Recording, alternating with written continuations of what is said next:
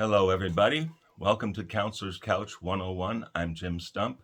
If you'd like to comment or make suggestions on anything we discuss here or in previous videos, leave a comment down below in the comments section or send us an email. You can reach me at counselorscouch101@mail.com. Just mail.com. counselorscouch101mail.com. I was thinking the other day about when I was in school. I was in an English composition class, and we received an assignment to write a creative piece on anything we wanted. But the instructor said, go wild. Think of the best descriptions you can. Think of the greatest storyline you can come up with. Try to be inventive. Try not to do what everyone else has done, and see what you can create. Well, it was the fall of the year, and I started thinking about Christmas. And I thought to myself, what are the symbols of Christmas? Of course, we have presents, we have reindeer, we have Santa Claus, and we have Christmas trees. And I thought to myself, a story about a Christmas tree. I wonder if I could make that interesting. And then as I was thinking it over, I thought to myself, what if this Christmas tree is stuck in the woods and can't get out for Christmas? Would that be the basis of a good story? And what would happen to him if he was struck in the forest? Would his friends come to help him? And if they did they actually get him out in time for Christmas?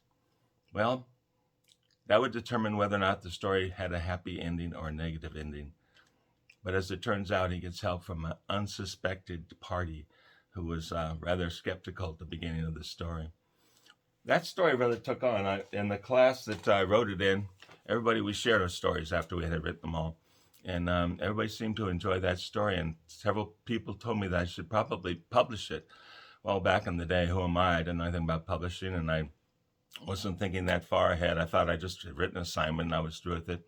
But sometime after that, a friend of mine, when I was sharing this story, said, yeah, let's put it in a book, right?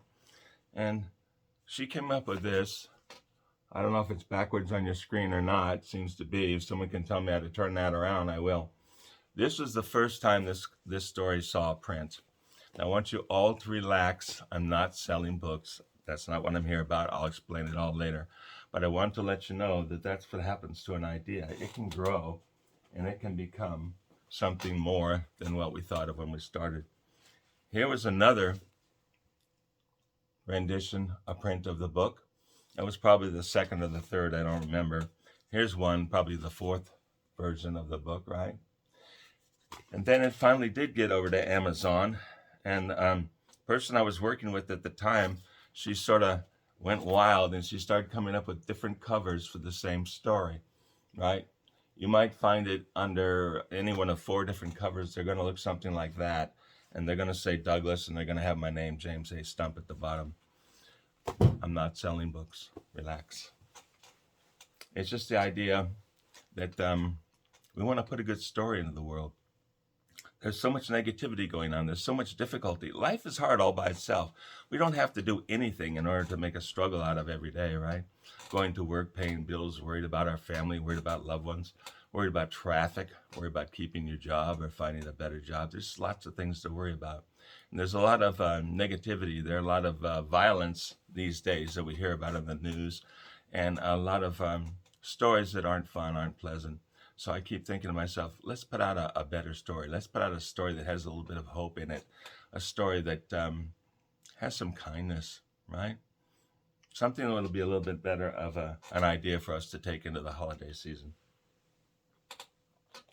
Well, with that sort of idea of a better story in mind, I move on in life. And I came up one time later than that I was working with a community group, and we were doing these little productions on stage. It was all completely amateur productions. But what we would do is we'd get in a room. Everybody was interested in becoming involved in the project. We're going to write this play and put this little amateur play on the stage in the local community center. And what we'd do is we'd sit around a table and we'd just throw ideas out and see what we wanted to make our story about. And then we decided what kind of characters we wanted in there. Of course, we were creating a character for each person who was sitting around the table and wanting to participate. Then we figured out what kinds of things they would say, what kind of lines they would have in the story. Some people wanted a lot of lines because they liked to be on stage and they liked to act, and other people were shy.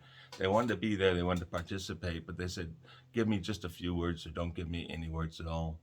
Well, anyway, came into another Christmas time and we were doing one of these things and we came up with this idea. We came up with 3 vignettes, right? 3 little stories. And as it turned out in this particular production we did, because we did many, but this particular one, we came up with 3 short little stories, and each one of the stories had 3 actors. 3 stories, 3 actors. And later on, my publisher friend got a hold of it, and she came up with the title, Christmas Threes. She thought that was cute, Christmas Threes.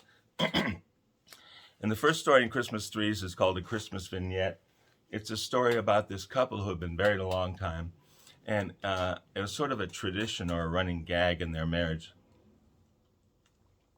For all the years that they had been married, and actually before they were married, the wife had pulled pranks on her husband and delivered his gift in very many unique ways. One time she had it wrapped up in a spare tire, and she told him that she had a flat tire, and he went out to get the tire and found the Christmas present. One time they went to Marineland over here, and a seal came up out of the water and delivered the package. That was a trick. I don't know how she got that one done. She had police officers deliver presents. She did all sorts of things, this guy, just messing with him. Well, in this particular year, she knew what he wanted for Christmas, but she couldn't get it, right? This is before the internet. The story is set before the internet. And she couldn't get this thing he wanted, and she was really worried that he was going to be really mad at her this year because she didn't do what she had always done in years past, right? Well, it turns out that this wife's friend tells the husband that she's having trouble. So he starts needling her, right? He knows what's going on, and he goes in and he starts telling her, where's my gift? Where's my gift? You know, cause all this trouble. And she breaks down, she starts crying and says, I couldn't find it. It's a good story. Sorry. It's a good story. She says she couldn't find it. And then they have this very, very wonderful heart-to-heart moment. And it's a story about these two becoming emotionally closer together on a Christmas Eve. It's a great story, right? You might want to check it out. By the way, that one's on Amazon too. Douglas is on Amazon, and Christmas Threes is on Amazon. I'm not selling books. I'm going to tell you later. I'm just saying if you want to go take a peek at these books, you can find them on Amazon. The second story in the Christmas vignette is called The Christmas Thief. It's about this woman, senior citizen who lives in an apartment building. And recently, they opened up the apartment building to allow families in. A lot of kids are running up and down the halls, and the senior citizen lady doesn't like it. She wants them all thrown out of the building like that. And one of the little girls in the building sneaks into the old lady's apartment one day, right? And the lady catches her, and she calls the people down the hallway, calls the man down the stairs, and like, we got to arrest her. She's stealing presents. And then the gentleman from down the hall says, did she come to steal a present, or did she come to leave a present? Now, why would that girl leave a present for an older lady in her building? It's a good story. The third story is about 2 ladies who meet on Christmas Eve. Excuse me.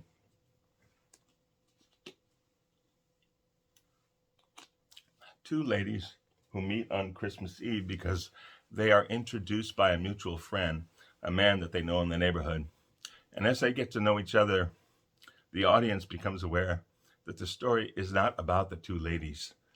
It's about the guy down the street. These are great stories, and they're good messages to put out, right? Okay, I'm not selling books, relax. But this one here, I might want to sell.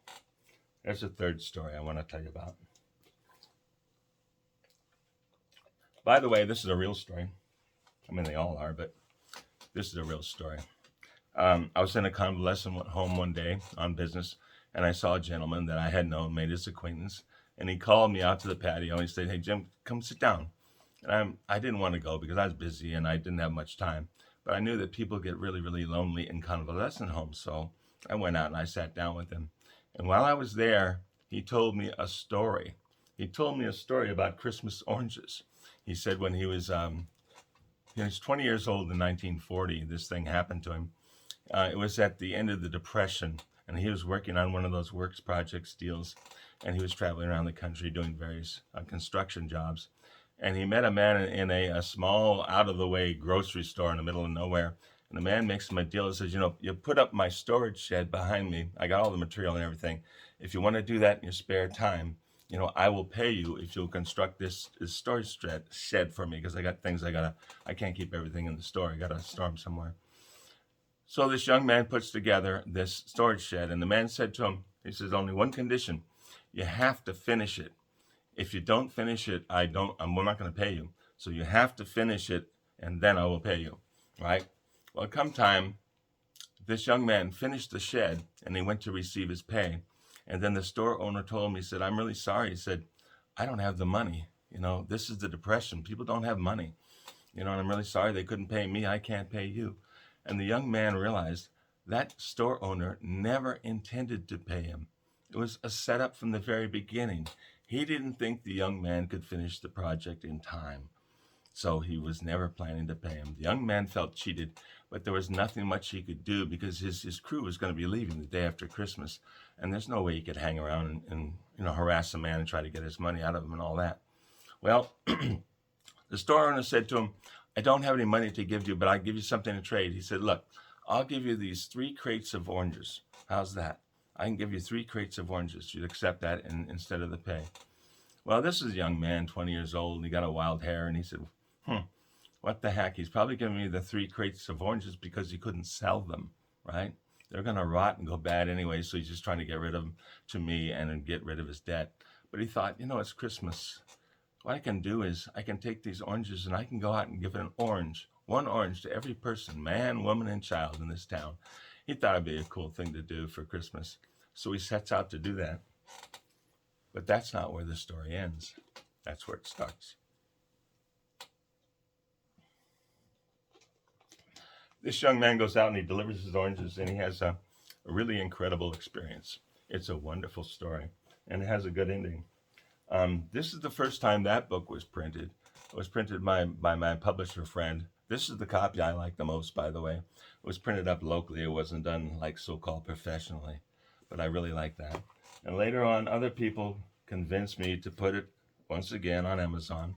And again, with my publisher friend, she came up with all kinds of different covers. It's the same story inside, but she had created 4 different covers, right? If you go on Amazon and you look for Christmas Oranges as Told to James A. Stump, it doesn't matter what the cover looks like. The story's all the same inside. So what's the point of this? Why am I telling you all this? I am not selling books. I really am not. I'm trying to sell you on an idea.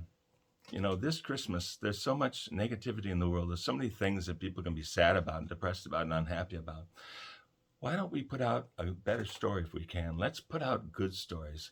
If we see something, someone recently once said, and we can look at a thing, we can see the negative of it, or we can see the positive of it. Why don't we start putting out that positive message? Let's share, things that have touched us, experiences that we've had, people that have helped us, encouragement during times when we needed it. Just start telling those stories. And let that be our Christmas present to the people around us, all right? Regarding all these books on Amazon, the reason I mention it, because you can go on Amazon and you can click on these books and you can look through them if you want. I think Amazon still allows you to, read some of the pages and like that. So if you get some ideas and it sparks you to want to do something like that, put a story out into the community, I think that'd be an excellent idea, and it'd be a wonderful gift for all of us to do this Christmas. They say October has a whole month, right? Gets all those stories. Christmas has only one day. Let's make the most of it. Let's go out and tell a better story. Talk to you next time.